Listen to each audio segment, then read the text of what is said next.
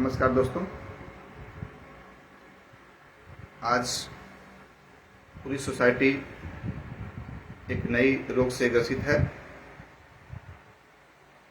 पूरी दुनिया, पूरा समाज इस कोरोना रोग से परेशान है। चूँकि इस तरह का रोग जो है बहुत पहली बार हुआ है, इसलिए इसका नाम नोवल कोरोना डिजीज दिया गया है। सभी के लिए, लोगों के लिए भी, साइंटिस्ट के लिए भी, डॉक्टर्स के लिए भी हर कुछ नया है। किसी को समझ में नहीं आ रहा है क्या किया जाए। फिर भी जितने भी संसाधन उपलब्ध हैं, उन सभी संसाधनों के साथ सभी देश के प्रशासनिक पदाधिकारी से लेकर के सरकार तक हर तरह का सुख सुविधा उपलब्ध करा रहा है, ताकि लोग इस बीमारी से ग्रसित होने के बाद कम से कम क्षति में ठीक ठाक हो जाएं।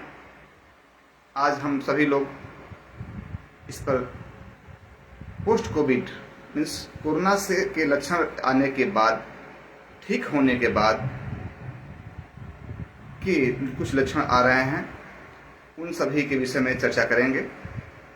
बहुत सारे लोग जो हैं इस रोग से ग्रसित होकर अस्पताल में भर्ती हुए।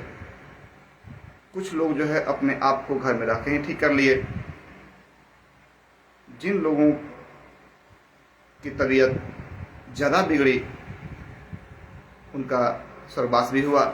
उन सभी लोगों को सच्ची श्रद्धांजलि मेरे तरफ से। जितने लोग हॉस्पिटल से कोरोना से उबर करके घर आए हैं, बहुत बहुत बधाई। जो घर में रह के ठीक हुए हैं, उनको भी शुभकामनाएं। आज हम लोग पोस्ट कोविड कोरोना से उबरने के बाद के कुछ लक्षण और बचाव और अपने आप को कैसे स्वस्थ रखें, उसके बारे में चर्चा करेंगे। जो लोग हॉस्पिटल से उबर करके, कोरोना से उबर करके हॉस्पिटल से घर आए हैं, उनमें अभी तक कुछ लक्षण दिखाई दे रहे हैं, जैसे माइल्ड कफ एंड कोल्ड, बीच बीच में बुखार आ जाना, हल्का सांस फूलना, शॉर्टनेस ऑफ ब्रेथ। इस तरह से आप परेशान हैं, उबर तो गए हैं, लेकिन अभी तक हमारे शरीर में इस तरह के लक्षण दिखाई दे रहे हैं। डरने की कोई बात नहीं है, क्योंकि एक बार कोरोना वायरस शरीर में इंटर कर जाने के बाद शरीर के बहुत सारे ऑर्गन्स को इफेक्ट कर रहा है। हमारे शरीर का सबसे पहला जो ऑर्गन जो इफेक्ट हो रहा है, लंग्स है। रेस्पिरेटरी सिस्टम का एक पार्ट है लंग्स। साथ साथ कार्डियक सिस्टम, हार्ट्स, उसके बाद लिवर, किडनी, इंटेस्टाइन, ये सभी ऑर्गन जो है धीरे धीरे इफेक्टेड हो रहे हैं। उन सभी इफेक्टेड ऑर्गन्स का ही कारण है कि स्वस्थ होकर घर आने के बाद भी आप स्वस्थ महसूस नहीं कर पा रहे हैं। तो उसमें पैनिक होने की कोई बात नहीं है। इस सभी समस्याओं को फिर से पूरी तरह ख़त्म करने के लिए कम से कम आपके शरीर का जो इम्यूनिटी सिस्टम है, साल 1-2 महीने के अंदर जो है उसको फिर से रिगेन कर लेगा। तो आप घबराएं नहीं, अपने आप को मजबूत रखें। संभव हो तो आप गर्म पानी पिएं। सुबह शाम जब भी आपको पानी पीना हो, गर्म पानी ही पिएं। साथ में आप पानी में नमक डालकर सुबह शाम और दोपहर दिन में 3 बार गार्गल करें, ताकि आपका खांसी जो है कंट्रोल रहे और आप जो है ज़्यादा परेशान ना हो पाएँ। उसके साथ आप दिन में 2 बार काढ़ा ले सकते हैं।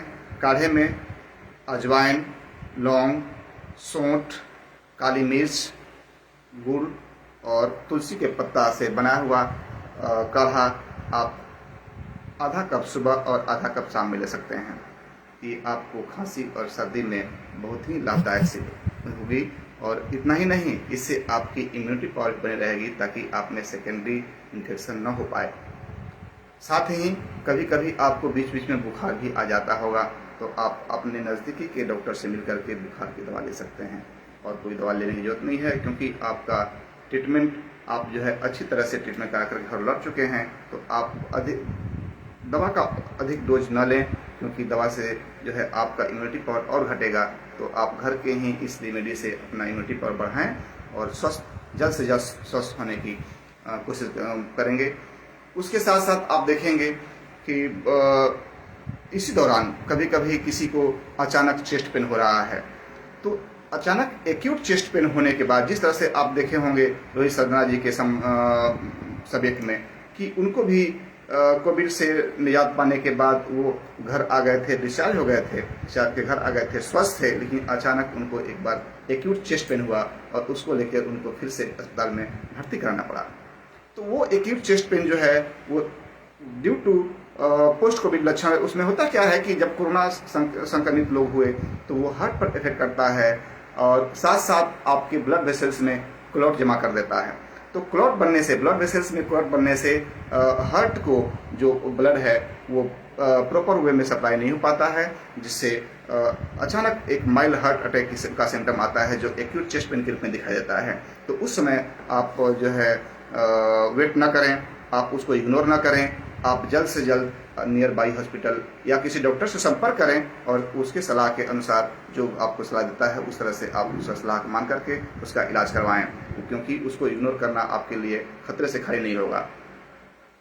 कभी कभी आप देखेंगे कि हॉस्पिटल से आने के बाद भी अचानक आपको सांस की प्रॉब्लम होने लगी, आपका सांस फूलने लगा, आप जो है बर्दाश्त नहीं कर पा रहे हैं, आप रेस्टलेसनेस आप महसूस कर रहे हैं, उस समय आपको फिर से अपने किसी नज़दीकी डॉक्टर से संपर्क करना होगा और कर करके अगर आपके घर में पल्स ऑक्सीमीटर है तो उससे आप जो है ऑक्सीजन का लेवल देख लें। ऑक्सीजन का लेवल आपके 96 है, 96 से एबव है तो आपको डरने की कोई बात नहीं है, 94 तक है तो डरने की कोई बात नहीं है, लेकिन 90 से नीचे अगर आपका पल्स ऑक्सीजन का जो कंसंट्रेशन आपके ब्लड में हो तो आप जो है उसमें किसी नज़दीकी डॉक्टर से संपर्क करें और जैसा सलाह देते हैं उनके सलाह का पालन करें। संभव हो तो आप जो है नियर बाई किसी हॉस्पिटल से संपर्क करें। ऑक्सीजन अगर सप्लाई उनके पास हो तो उसे घर ला करके अपने या किसी डॉक्टर के संपर्क में आकर के उनसे जो है उस ऑक्सीजन से मस्ट O2 जो है आप ले सकते हैं। उसके लिए आपको हॉस्पिटलाइज होने की बहुत ज़रूरत नहीं है, आप घर पर भी डॉक्टर के देखरेख में सुपरविजन में मस्ट O2 आप ले सकते हैं। नेक्स्ट, कभी कभी आप देख रहे हैं कि किसी लोगों में कोई नया सिम्टम आ रहा है, जैसे आँख का लाल होना, नाक से ब्लीडिंग आना, गम से ब्लीडिंग आना, गम स्वेलिंग होना एक्सेट्रा। इसके साथ साथ उन्हीं पेशेंट में जिसमें आँख लाल और नाक से ब्लीडिंग और गम स्वेलिंग की बात है, उसी में कभी कभी ब्रीथलेसनेस भी हो रहा है, यानी शॉर्टनेस ऑफ ब्रेथ। तो उस कंडीशन में आपको करना क्या है कि अगर आपका सांस लेने में तकलीफ बहुत ज़्यादा है, आप उससे बर्दाश्त नहीं कर पा रहे हैं, आपको बेचैनी बढ़ रही है, तो फिर से आपके घर में पल्स ऑक्सीमीटर है तो उसके साथ आप पल्स ऑक्सीमीटर से आप ऑक्सीजन का लेवल देख लें। ऑक्सीजन का लेवल अगर 90 से कम है तो आप अपने नज़दीकी डॉक्टर से संपर्क कर तो उसको अपनी स्थिति से अवगत कराएं। जैसा सलाह देते हैं उस तरह से आपको उनके सलाह को मानना होगा।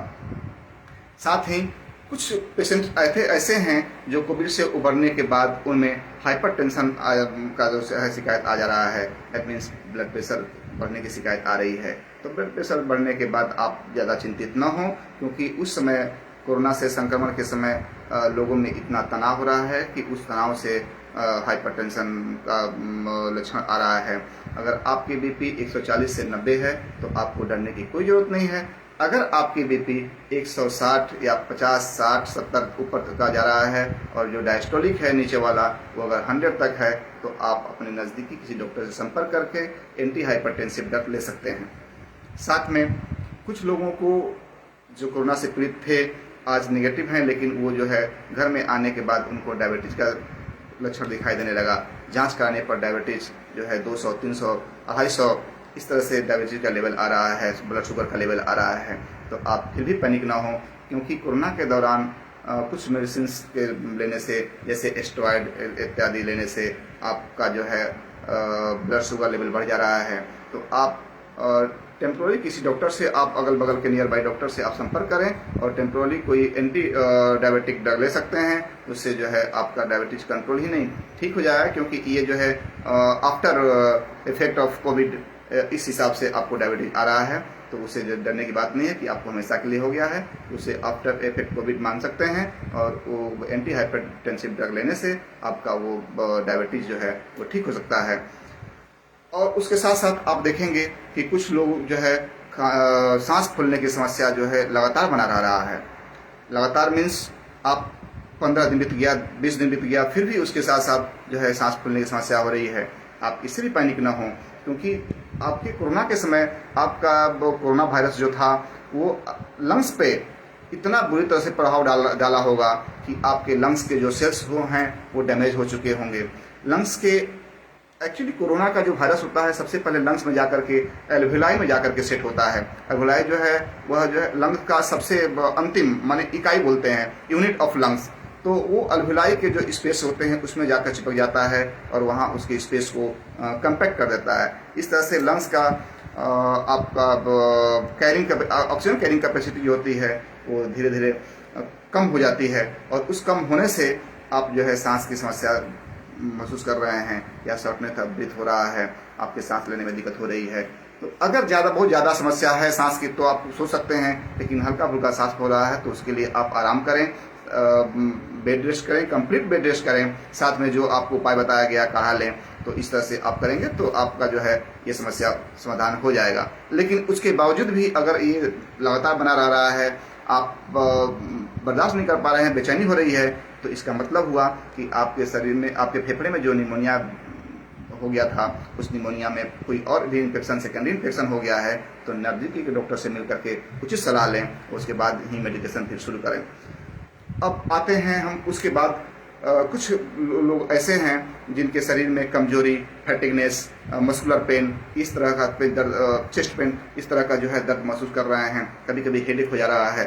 तो इससे भी घबराने की जरूरत नहीं है। आपकी कमजोरी ठीक होते होते लगभग 15 से 20 दिन, 1 महीना तक लग सकता है। आप पैनिक ना हो। इसके लिए आप घर के ही बने हुए रेमेडी से इसका उपचार कर सकते हैं। आयुर्वेदिक ट्रीटमेंट इसके साथ, आयुर्वेदिक जितने भी मेडिसिन हैं जो इम्यूनिटी बढ़ाती हैं, इम्यूनिटी बूस्टर्स हैं, उसको आप ले सकते हैं। जैसे अभी आपको मैंने बताया कि आप जो है च्यवनप्राश 1 चम्मच सुबह या शाम किसी भी एक टाइम जो है आप ले सकते हैं, जिससे आपकी इम्यूनिटी बनेगी और आपकी कमजोरी दूर होगी, फैटिगनेस जो है दूर होगा। साथ में आप जो है 2 गोली सुबह, 2 गोली शाम समसबनी बटी का ले सकते हैं। इसे हम लोग जनरल लोकल जो बाजार में आप उपलब्ध होगा, गिलोय घन बटी के नाम से उपलब्ध होगा। इसे 2 गोली सुबह, 2 गोली शाम ले सकते हैं। अगर आपका बुखार भी पर्सिस्ट कर रहा हो तो साथ में 2 बार लें। बुखार अगर नहीं आ रहा है तो सिर्फ 1 बार रात में या सुबह में आप 2 गोली ले सकते हैं, जिससे आपकी इम्यूनिटी पावर बरकरार रहेगी और आपको सेकेंडरी इन्फेक्शन होने से बच पाएंगे आप। साथ में आप अश्वगंधा रिस्ट ले सकते हैं। 15 से 20 ml अश्वगंधा रिस्ट का डोज है, वो सुबह शाम ले सकते हैं। अगर बहुत ज़्यादा कमजोरी है तो सुबह शाम लें। अगर हल्का हल्का कमजोरी महसूस हो रहा है, जिससे आप बहुत ज़्यादा परेशान नहीं हैं, तो आप 15 से 20 ml सिर्फ 1 बार रात में दूध के साथ अश्वगंधा रिस्ट लें। आपकी कमजोरी 10-15 दिन में चली जाएगी। कभी कभी किसी व्यक्ति को लगता है कि अब चक्कर आएगा, वर्टिगो आएगा, डिजीनेस आएगा, तो उसके लिए भी आप जो है अमृता रिस्ट और अश्वगंधा रिस्ट एक साथ लें सुबह शाम, तो ये सब समस्या आपकी दूर हो जाएगी। इसमें अब आप आते हैं कि एक नया जो रोग अभी पोस्ट कोविड देखने को मिल रहा है। बहुत सारे अस्पतालों में बहुत सारे मल्टी स्पेशलिस्ट जो डॉक्टर्स हैं वो देख रहे हैं कि कुछ लक्षण दिखाई दे रहा है, जैसे आंख लाल होना और नाक से ब्लीडिंग आना, गम ब्लीडिंग आना। तो ये एक रोग का लक्षण है। इसका नाम दिया गया है ब्लैक फंगस, जो पहले से ही नाम चलता रहा है, लेकिन इस समय अभी नया इन्फेक्शन पोस्ट कोविड हो रहा है। इसको जो है म्यूकोरमाइकोसिस भी कहते हैं। म्यूकर एक फंगस है और उसी से होने वाले इन्फेक्शन को माइकोसिस कहते हैं। इस लक्षण में हम ज़्यादा पैनिक होने की जरूरत नहीं है। आप जो है अपने नज़दीकी डॉक्टर से संपर्क करें और उनके सलाह के अनुसार आप काम कर सकते हैं। तो दोस्तों, ये सभी जो है पोस्ट कोविड लक्षण और उसके साथ साथ ये जो है आपका उपचार रहा, इससे कैसे बच पाएंगे और इससे आप कैसे उबर पाएंगे, इसके विषय में मैंने आपको बताया। और हम उम्मीद करते हैं कि आप मेरे दिए गए इस सलाह से लाभान्वित होंगे। धन्यवाद।